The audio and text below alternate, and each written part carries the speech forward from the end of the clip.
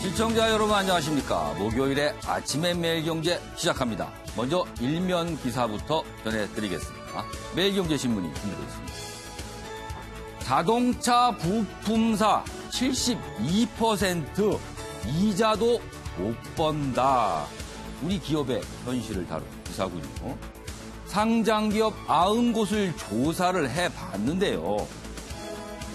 자동차 판매 급감 등 여러 가지 이유 탓에 3분기 영업이익 쇼크가 현실화되고 있다. 부품사들의 어려움을 전하고 있군요. 다음 신문 보시죠. 경향신문입니다. 위안부 피해자 뜻대로 화해치유재단 해산됐습니다. 한일 합의 설립 2년 4개월 만에 해산이 된 건데요. 문제는요, 일본 출연금 10억엔 이 돈 과연 어떻게 할 것인가 숙제로 남았다 이렇게 전하고 있습니다. 다음 신문으로 가겠습니다. 조선일보입니다. 고용세습 비리 국정조사하기로 여야가 합의를 했습니다. 가까스로 합의를 했죠, 어제.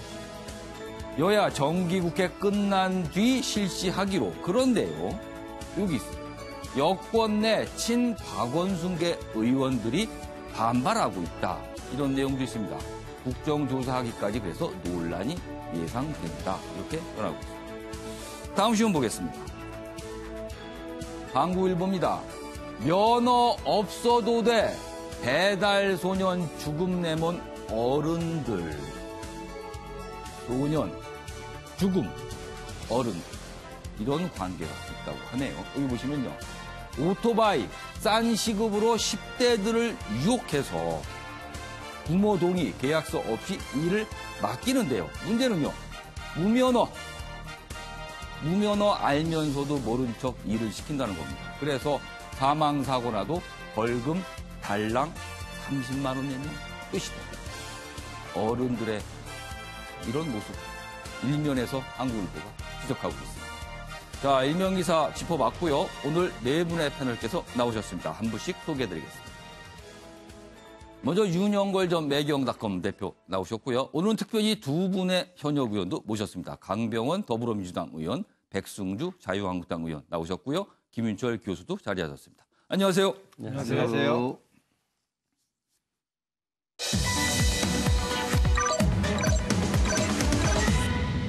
오늘 신문 기사를 한눈에 키워드로 정리했습니다. 아침을 여든 키워드입니다. 먼저 첫 번째 키워드, 독특한 키워드입니다. KHK631000 이재명 지사와 관련된 내용이고요. 1출연금 10억엔, 그리고 내가 그렇게 신경 쓰이나, 그리고 고용세습 우선순위, 이렇게 네 가지 키워드로 정리해봤습니다. 자, 그럼 1시간 동안의 신문 브리핑 본격적으로 출발하겠습니다. 첫 번째 기사 여기 준비되어 있습니다. 보이시죠? 한겨레 신문입니다. 결국 사라진 화해치유재단 이렇게 돼 있는데요. 10억엔 처리는 남은 과제다 이렇게 돼 있습니다.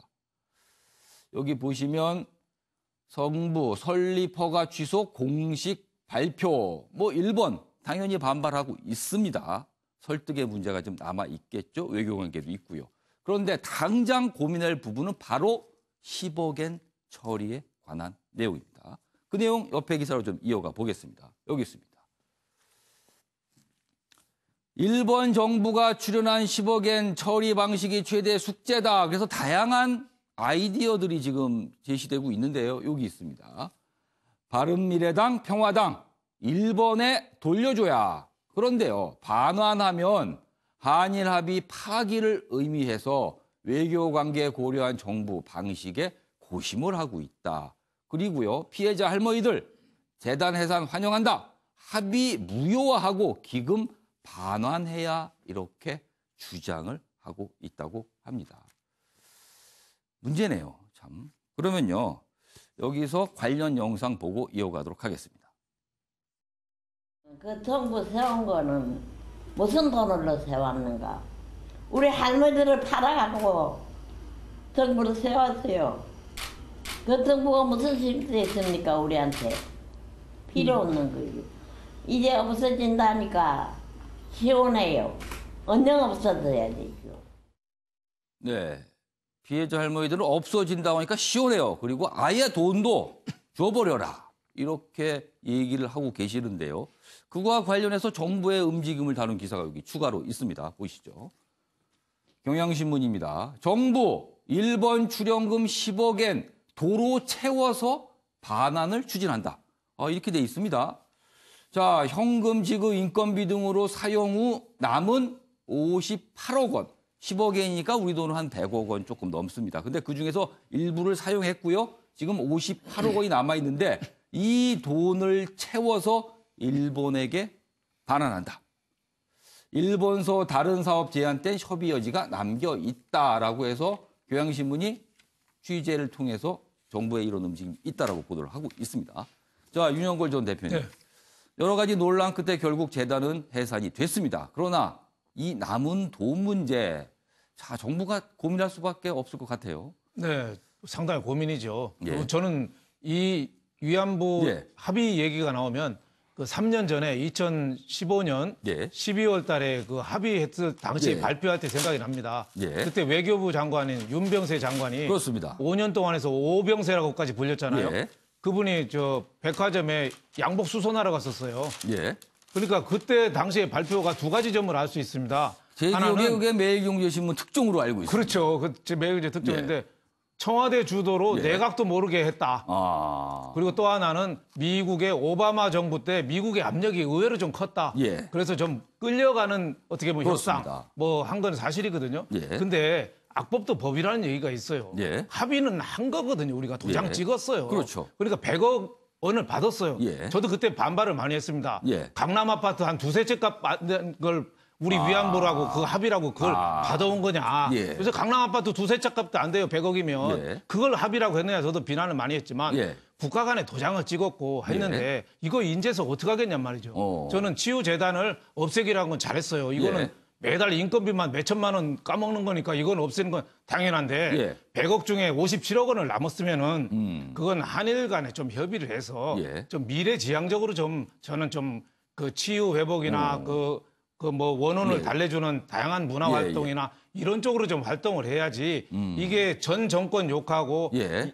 이게 한일 관계 냉각시키고 이거는 저는 해답이 아닌 것 같다. 그래서 재단 없앤 건 전 잘했다고 보는데 예. 그러면 문재인표 해법은 뭐냐 이거죠. 예. 거기에 대한 대안을 좀 빨리 냈으면 좋겠다. 저는 이런 생각이 듭니다. 그러면 이미 사용한 돈을 채워서 일본에 반환하는 건 좀 약간 부정적으로 보시겠네요. 그렇죠. 저는 일단 돈은 받은 건데 그 준다고 해서 그쪽에서 아마 계좌 폐쇄했을 겁니다. 줄 데도 없을 거예요. 예. 그러면 일본하고 상의해서 좀 예. 발전적인데 좀 쓰는 게 안 좋냐 싶습니다. 알겠습니다. 그 한일 협의가 잘못됐다고 저도 비난은 하지만은 예. 그래도 그때 정부 차원에서 좀 나서서 기금을 냈다는 건 약간의 의미는 있다고 저는 보거든요. 알겠습니다. 자, 강병원 의원께서는 이 문제의 돈 10억 원, 이거 어떻게 처리해야 된다고 생각하십니까? 저는 이제 그 말씀을 드리기 전에 예. 이 재단의 해산은 이미 예견된 일이 그렇죠. 아니었나 생각이 듭니다. 왜냐하면 왜냐하면 이 재단을 만들기 위해서 합의했던 예. 그때 우리 윤병 장관이 뭐 불가역적인 합의를 예, 했다라고 했지만 그렇습니다. 그 과정에서 피해자의 동의라든지 일본의 진정 어린 사죄가 없었습니다. 예. 그렇기 때문에 그런 일본의 사죄 없는 상태에서 피해자 동의 없는 상태에서 출범한 재단의 해산은 예. 뭐 눈에 뻔히 보이는 것이었고요. 예. 심지어 이 재단 설립하는 그런 과정에서 2016년 10월인가요? 아베 총리가 그런 말을 합니다. 예. 혹시 그 성노예 할머니들께 예. 사죄 편지를 쓸 생각이 있느냐라고 했더니 예. 털끝만큼 또 없다라고 했던 게 기억납니다. 거기는 뭐 맨날 망언이죠, 뭐. 그렇습니다. 그 관련해서는. 그런 상황에서 이 재단이 예. 잘 굴러갈 수 없을 거고요. 지난달에 대법원 같은 경우는 일제 강제징용에 대한 배상 판결까지 내리지 않았습니까? 그 모든 것의 근본은 일본이 이런 불법적인 식민 지배를 인정하지 않고 사죄하지 않고 정당한 배상도 하지 않는 것에서 출범하고 있다고 생각합니다. 저는 예. 위안부 할머니들이 시원하다고 말씀하셨는데 예. 일단 우리 정부의 예. 확고한 뜻을 예. 반환하는 것을 통해서 예. 보여주는 게 필요하다고 생각합니다. 자, 강병원 의원께서는 반환해야 된다. 윤영걸 전 대표에서는 조금 부정적이다. 신중해야 된다. 백승주 의원께서는 어떤 생각을 갖고 계십니까? 우선 그 한일 관계의 예. 과거의 그 상처를 치유하기 위한 예. 화해 치유 재단이 이런 해단 절차를 예, 예. 거쳐서 화해를 치유하는 것이 아니라 새로운 갈등을 또 그렇습니다. 만들었다는 측면에서 참 재단이 안타깝게. 설립된 이후에 갈등이 시작이 돼 있죠. 그래서 치유하기 위한 재단이 오히려 예. 이렇게 이런 절차를 거치면서 예, 예. 새로운 어떤 갈등의 원인을 예, 예. 만들었다는 측면에서 참 안타깝게 생각을 하고요. 예. 그 10억 엔의 의미를 제가 우리 국민들이 좀 정확하게 예. 이해할 필요가 있다고 생각을 합니다. 네. 제가 그 이번에 문재인 정부 출범해서도 합의 내용에 대해서 예. 또 TF를 구성해서 지금 총영사로 가 있죠, 일본에. 그분이 중심이 돼서 그 연구 결과를 했는데 예. 29쪽짜리 결과서를 냈어요. 예. 그 속에 결론에 보면은 예. 외교관계라는 것이 상대가 있는 것이기 때문에 우리가 원하는 만큼 할 수 없지만 그 내용 합의에 대해서 예. 긍정적으로 평가한 부분이 상당히 더 높고요. 그래서 예. 피해자 중심으로 다루지 못한 부분이 안타깝다 이런 결론을 내렸습니다. 그래서 그러니까 합의의 근데 부분은 그 경솔하지만 10억 엔의 피해자 의미는 중심이 좀 아쉽다. 어디서 나온 돈이냐면 일본 국가 재정에서 나온 돈이기 예, 때문에 그 가해자가 가해 사실을 인정한 그런 상징적인 액수로 제가 알고 있습니다. 어쨌든 제가 생각할 때는 이제 한일 관계는 예. 미래를 내다보면서 가야 됩니다. 그런 측면에서 국가 간의 관계는 굉장히 소중하고 그런 측면에서 10억 엔의 반환 문제를 예. 하나의 그 격한 감정 속에서 다루기보다는 미래의 한일 관계를 위해서 예. 어떻게 우리가 하는 것이 좋은가를 지혜롭게 예. 우리가 신중하게 또 다룰 필요가 있다. 이것이 10억의 문제가 예. 지금 가뜩이나 어려운 여러 가지 예. 우리 외교 환경에서 예. 새로운 더 어렵게 만드는 쪽으로 하기보다는 예. 여러 가지를 고려해서 국가관계를 고려해서 한국과 일본의 미래 관계를 예. 고려하면서 다뤄야 될 사안이다 이렇게 생각을 예. 합니다. 알겠습니다. 김수혁 교수님, 지금 일본하고는 이미 강제징용 문제로도 이미 갈등 전선이 하나가 있고요. 이번에 이 화해 치유재단 관련 문제는 이미 또 전선이었거든요. 자, 일본하고의 우리 외교 관계 갈수록 꼬이는 듯한 인상 분명히 있습니다, 지금.